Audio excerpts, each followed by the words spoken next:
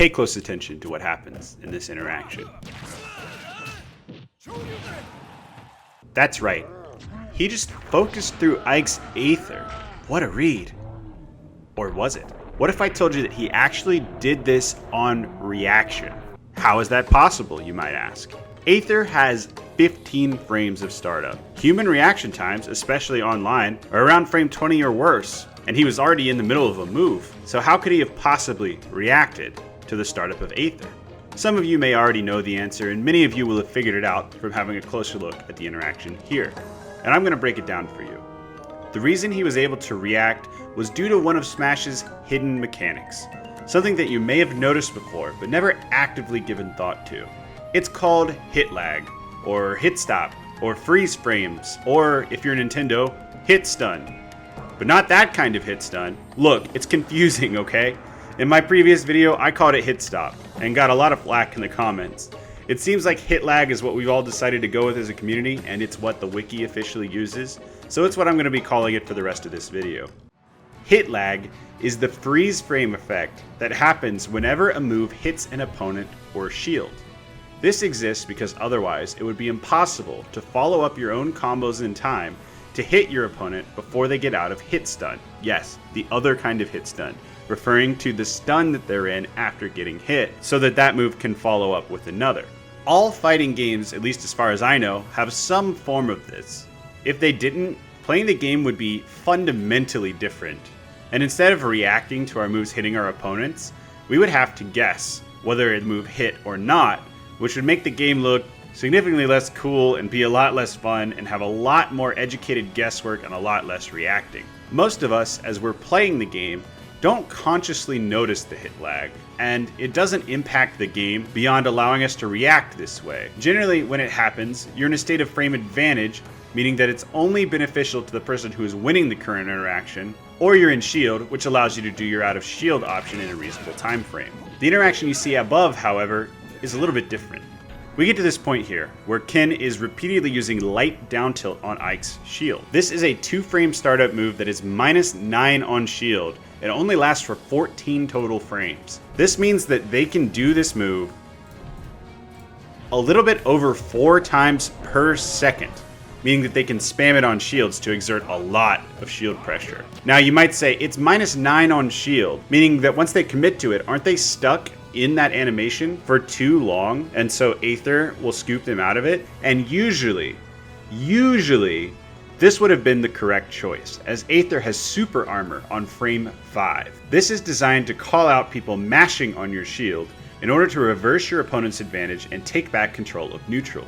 Shotos, however, are just built different. They have focus attack, which armors 1 weak hit, comes out on frame 1, and, like any other special, can be used to cancel any normal move in the middle of that attack, including after it has connected with the opponent. This means that if they hit the super armor on Ike's startup, they can actually cancel that down tilt into focus attack, armoring the Aether and punishing Ike. You see, the armor comes out on frame 5, but the actual hitbox of Aether doesn't come out until frame 15. They can cancel it, meaning that this should be possible, but frame 15 would normally not be a reactable amount of time. However, hit lag in this situation works against Ike, even though he picked what would have, against any other character in the game other than Ryu, been the correct option. Ken's down tilt impacting the super armor adds 12 frames, yes, almost an entire quarter second, to Aether's startup animation, resulting in a move that comes out on frame 15 in game time, but frame 27 in real time. While this doesn't affect the game directly, this nearly doubles the time to react to the startup of Aether, resulting in the move being focused and a punish of,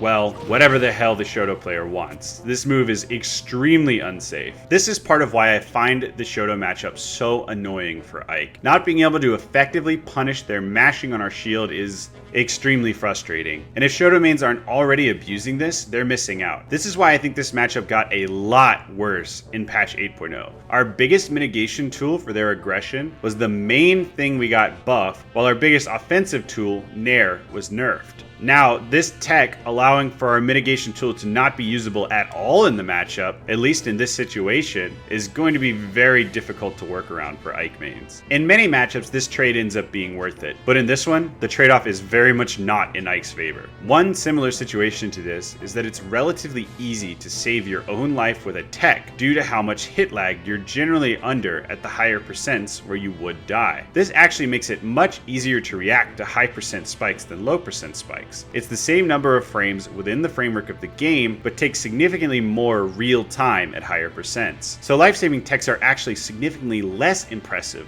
than when you tech that multi-hit that sends you light speed into a wall at 10%. Oh no, I am. No, I'm not. I'm back. I'm back. Not to mention that on last stock, there's a legitimate full second of zoom in freeze frame. So if you miss one of these techs, that's on you. I find hit lag to be a really interesting mechanic that hasn't really been explored too thoroughly within Smash Ultimate. I'd be really interested to see what other kinds of niche interactions are affected by hit stop, and which moves that usually would not be reactable become so with its introduction. I'd be willing to bet that there's more than one situation like this where someone can shield or punish a move on reaction that they normally wouldn't think they could from looking directly at the frame data. Drop a comment if you know one of these interactions and I'll investigate. I might even make a follow-up video demonstrating some more of these situations. And if you haven't yet, first of all, how the hell did you find me first? Second of all, check out VGBC Gimr. He's the one who corrupted me with the term hit stop. Blame him, not me. Also, I don't see what's so bad about the term hit stop. It makes sense to me. Hit lag makes it sound like a negative thing inherently. Hit stop just makes it sound neutral. I actually like the term hit stop better. Also, go check out Ikechi. He's the Shoto player and content creator who originally clued me into this mechanic existing. He did this to me mid-match and made me question how good Aether actually is in this matchup, and has really made me hate this matchup over and over again every time I play him on stream. So go check him out. He's also a really cool guy and one of my friends in